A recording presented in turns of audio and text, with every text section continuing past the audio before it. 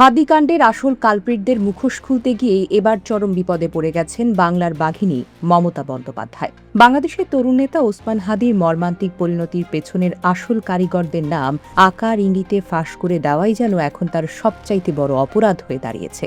মোদি, অমিত শাহ এবং শুভেন্দু অধিকারীর সাজানো গোপন ব্লুপ্রিন্ট পুরো বিশ্বের সামনে ফাঁস করে দেওয়ার এখন এক চরম ক্ষোভে ফুঁসেছে দিল্লির নেতারা।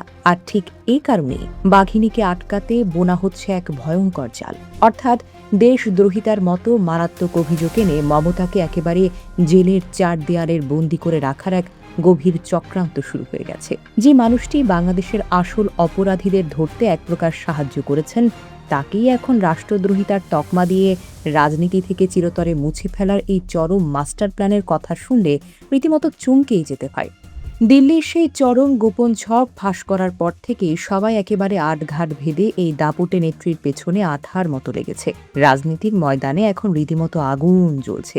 রাজ্যের ১ নম্বর নেত্রীকে পুরোপুরি কোণঠাসা করতে একটা বিশাল বড় ফাঁদ পাতা হয়েছে, কিন্তু হিন্দু মহাসভার মতো কট্টরপন্থী সংগঠনগুলোকে নিয়ে এই ভয়ঙ্কর ছক সাজানো হয়েছে। শিলিগুড়ির পর এবার সরাসরি কলকাতার বুকে লালবাজার থানায় গিয়ে মারাত্মক সব অভিযোগ দায়ের করা হয়েছে বাঘিনী মমতার বিরুদ্ধে।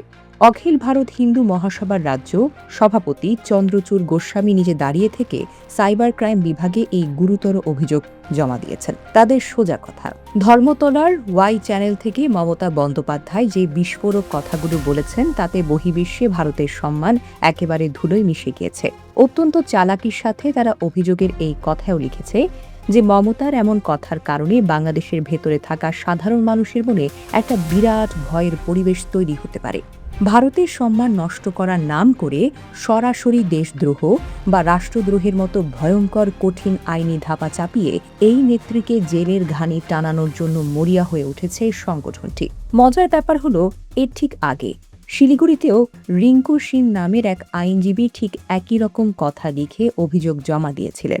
অর্থাৎ চারিদিক থেকে একেবারে নিখুঁত প্ল্যান করে মমতার জন্য জেলের দড়ি তৈরি করা হচ্ছে।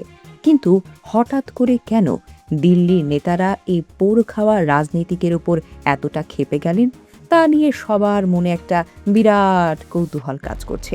এর আসল কারণ হলো, আমাদের একটু পেছনের দিকে তাকাতে হবে। গত ২ জুন ধর্মতলার ওয়াই চ্যানেলে একটা ধর্ণা কর্মসূচির আয়োজন করা হয়েছিল। সেই মঞ্চে দাঁড়িয়ে মমতা বন্দ্যোপাধ্যায় এমন একটা চরম সত্য কথা সবার সামনে বলে দেন, যা শুনে দিল্লির কর্তাদের একেবারে মাথায় হাত পোড়ার জোগাড় হয়। এই মঞ্চ থেকে অত্যন্ত কড়া গলায় তিনি সবাইকে জানিয়ে দেন, রাজ্য পুলিশের স্পেশাল টাস্ক ফোর্স অত্যন্ত গোপনে মেঘালয় সীমান্ত পার হয়ে আসা ২ জন মারাত্মক অপরাধীকে নিজেদের জিম্মায় নিয়েছিল। ঘটনাটি ঘটে চলতি বছরের ৮ই মার্চ, কিন্তু এই বিশাল কাজের কথা সাধারণ মানুষ জানার আগেই ঘটে যায় এক অদ্ভুত কাণ্ড। খোদ দিল্লির একেবারে উপরের মহল থেকে চরম ব্যস্ততার সাথে একটা ভিআইপি ফোন কল আসে সোজা কলকাতায়। লাইনের ওপার থেকে স্বয়ং অমিত শাহ কড়া ভাষায় জানিয়ে দেন, এই অপরাধীদের ধরার খবর যেন কোনোভাবেই রাজ্যের বাহিরে না ছড়ায়। দেশে নিরাপত্তার মতো একটা ভুয়া অজুহাত দেখিয়ে গোটা ব্যাপারটাকে একেবারে ধামাচাপা দেওয়ার একটা বড় রকমের চেষ্টা চালানো হচ্ছিল। বাংলার বাঘিনী ঠিক সুযোগ বুঝে সেই গোপন ছকটাকে দিনের আলোর মতো টেনে আনেন। এই তেতো সত্যটা হজম করা এখন দিল্লির জন্য একেবারে গলার কাটা হয়ে দাঁড়িয়েছে। কোনোভাবেই তারা এই বিশাল ধাক্কা ওঠার রাস্তা খুঁজে পাচ্ছে না। আর এই বিশাল সত্যটার সামনে আসতেই দুই বাংলার রাজনৈতিক হিসেব নিকেশ একেবারে পাল্টে যায়।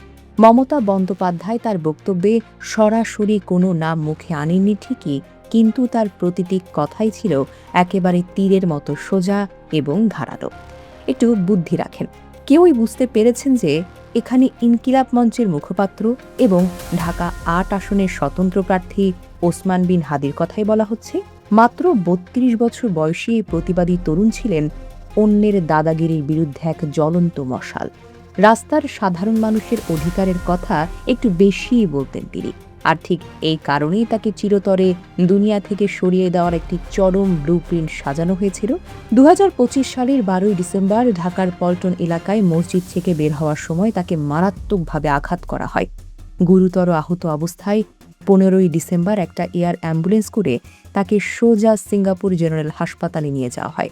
কিন্তু সব চেষ্টা ব্যর্থ করে দিয়ে 18ই ডিসেম্বর চিরনিদ্রায় ঢলে পড়েন এই তরুণ। তার এই অকাল বিদায়ে গোটা বাংলাদেশ জুড়ে যে চরম ক্ষোভের আগুন জ্বলে উঠেছিল তা আজও মানুষের মনে দাউ দাউ করে জ্বলছে।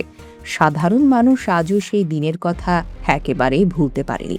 পরবর্তীতে তদন্তে নেমে আসে ফয়সাল করিম মাসুদ এবং আলমগীর শেখ নামের দুইজন কট্টর ক্যাডারের নাম। তারাই অত্যন্ত চালাকির সাথে সীমান্ত পার হয়ে ভারতে ঢুকে পড়ছিল। এরপর ভারতীয় স্পেশাল টাস্ক ফোর্স অত্যন্ত গোপনীয়তার সাথে পশ্চিমবঙ্গ সীমান্ত সংলগ্ন একটা গ্রাম থেকে তাদের ধরে ফেলে। মমতা বন্দ্যোপাধ্যায়ের এই পুরো ঘটনার পেছনের গডফাদারদের আসল চেহারা অত্যন্ত বুদ্ধিমত্তার সাথে সবার সামনে টেনে ছিঁড়ে দিয়েছেন। তিনি অত্যন্ত নিখুঁত চাল চেলে বাংলাদেশের বর্তমান প্রধানমন্ত্রী তারেক রহমানের নতুন সরকারের কাছে এই গোপন বার্তা পৌঁছে দিয়েছেন। আসল অপরাধীরা কাদের আশ্রয়ে এতটা দিন লুকিয়েছিল। আড়ালে থাকা কারিগরদের বাঁচাতে দিল্লি যে কতটা মরিয়া হয়ে উঠেছিল তা ফাঁস করে দিয়ে মমতা আসলে মোদি প্রশাসন এবং শুভেন্দু অধিকারীর আসল মুখটাই জনসম্মুখে এনে দিয়েছেন। আর এই সত্যটা ফাঁস হয়ে যাওয়ায় চরম মাশুল এখন তাদেরই গুনতে হচ্ছে। নিজেদের এত দিনের সাজানো গুটি চোখের সামনে এভাবে এলোমেলো হয়ে যেতে দেখে তারা এখন চরম প্রতিশোধের খেলায় মেতে উঠেছে। মমতাকে রাজনীতি থেকে চিরতরে সরিয়ে দেওয়ার জন্য এই রাষ্ট্রদ্রোহের মামলা কোনো সাধারণ আইনি ব্যাপার নয়, বরং এটি একটি ভয়ঙ্কর গোপন ষড়যন্ত্র। অত্যন্ত নিখুঁতভাবে এই জেলের ঘেরাটোপ তৈরি করে হচ্ছে যাতে মমতা বাঘিনীকে একেবারে খাদের কিনারায় ঠেলে দেওয়া যায়। দিল্লির ইশারায় এই পুরো নাটক আজ অত্যন্ত সুকৌশলে সাজানো হয়েছে। এই মামলায় যদি আইনের মারপ্যাচে মমতাকে সত্যি ফাঁসানো যায়, তবে তার রাজনৈতিক ক্যারিয়ার এক বিশাল বড় বিপদের মুখে পড়বে। শুভেন্দু অধিকারী এবং তার দলবল হয়তো মনের আনন্দে ভাবছেন এই মোক্ষম চালে তারা একেবারে বাজিমাত করে ফেলেছেন। মানে বাঘিনীকে এমন একটি আইনে প্যাচে ফেলা হয়েছে যেখান থেকে বের হওয়ার কোনো কুল কিনারা তিনি খুঁজে পাবেন না। তারা খুব ভালো করেই জানেন সরাসরি রাজনীতির ময়দানে মমতাকে নাস্তানাবুদ করা এখন আর তাদের পক্ষে সম্ভব হচ্ছে না। তাই তারা অত্যন্ত কৌশলে ধর্মের কার্ড এবং দেশের সম্মানের কার্ড একসঙ্গে খেলার কুবুদ্ধি এঁটেছে আর কি। দিল্লির কর্তারা এখন শুধু সময়ের অপেক্ষা করছেন কখন পুলিশ মমতাকে জিজ্ঞাসাবাদের জন্য ডাকবে, কখন তাকে জেলের গাড়িতে তোলা হবে। ধর্মতলার মঞ্চের ঘটনা নিয়ে এখন পাড়ায় পাড়ায় তুমুল আড্ডা চলছে। মমতা যখন ভিআইপি ফোন কলের কথা ফাঁস করেন তখন হাজারো মানুষের চোখে বিস্ময় ফুটে ওঠে।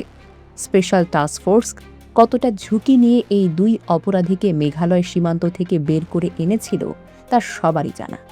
এই অপারেশনগুলো অত্যন্ত গোপনীয়তার সাথে করা হয়, কিন্তু পুলিশের বড় কর্তারা যখন তাদের সাফল্যের কথা উপরের মহলে জানান, ঠিক তখনই দিল্লির দিক থেকে সেই ভয়ঙ্কর বাধা আসে।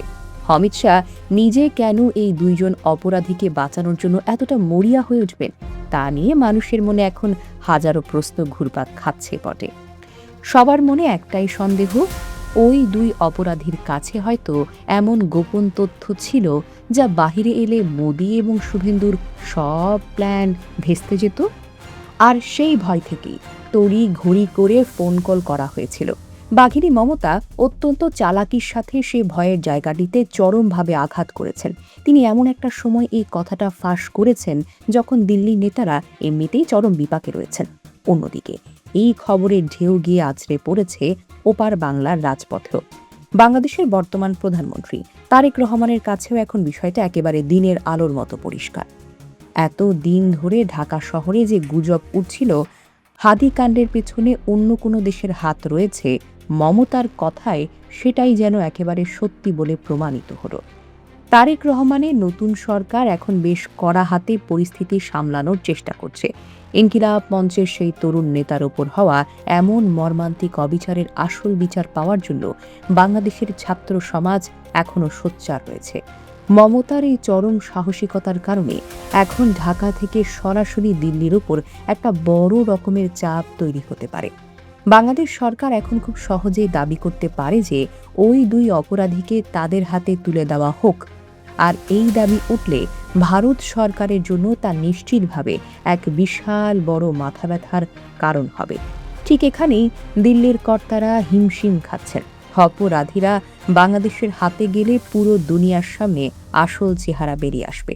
তাই ব্যাপারটাকে ধামা চাপা দিতে সবার নজর অন্যদিকে ঘোরাতে হবে, যার সহজ উত্তর হলো মমতাকে দেশদ্রোহিতার মামলায় ফাঁসিয়ে জেলে ঢুকানো। কিন্তু রাজনীতিতে পোড় খাওয়া মমতা বন্দ্যোপাধ্যায় কি এত সহজেই হার মানবেন? তিনি আত্মরক্ষার নতুন অঙ্ক কষছেন না? মমতাকে জেলে পুরে শুভেন্দু অধিকারী হয়তো নিশ্চিন্তে এবার দিবাস্বপ্ন দেখছেন, কিন্তু বাঘিনী মমতা অতীতেও এমন বিপদ থেকে ফিরে এসে কড়া জবাব তো দিয়েছেন। এবারের এই প্রতিশোধের খেলায় শেষ হাসি কে হাসবে তা দেখতে এখন পুরো দেশ চরম উত্তেজনার সাথে অপেক্ষা করছে। জেলের দড়ি কি সত্যি মমতার গলায় পড়বে, নাকি বিশাল বিপদ কাটিয়ে তিনি নতুন করে গর্জে উঠবেন, তা কেবল সময়ই বলে দেবে। সাধারণ মানুষ এখন শুধু আগামী দিনে সেই এক চরম চমকের অপেক্ষায় অধীর আগ্রহে বসে আছে।